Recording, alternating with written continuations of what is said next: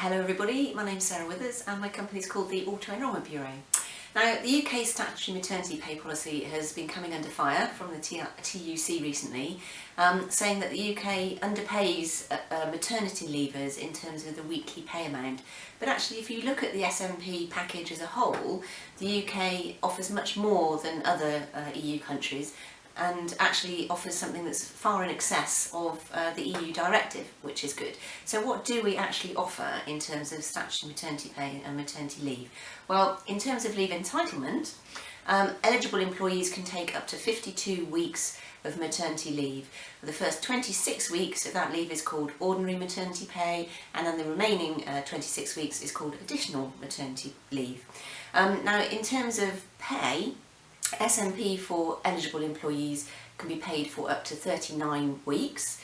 The first 6 weeks of pay is based upon 90% of that average weekly earnings, and that is actually a technical calculation, you need to look that up.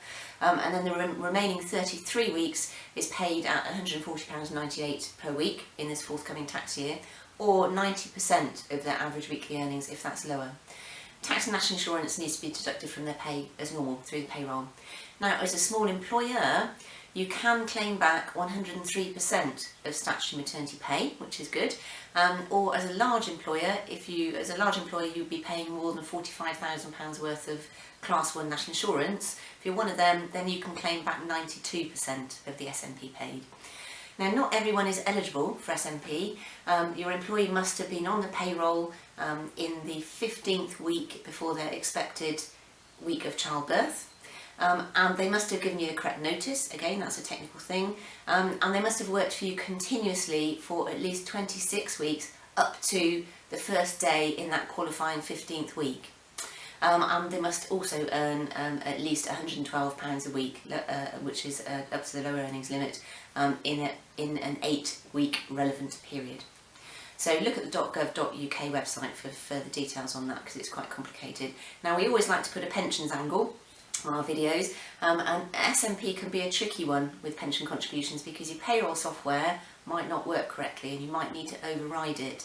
So do bear this in mind. Now, under employment law, an employer should continue to pay the same employer contribution that they were paying before that person went on maternity leave, so it continues at its current level. The employee, on the other hand, they just pay their pension contributions based upon their actual pay, so that's the SNP amount.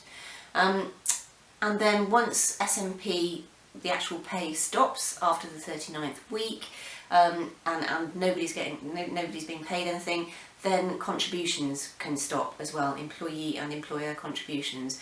By law they can stop, but of course, the employee and the employer can carry them on if they want to.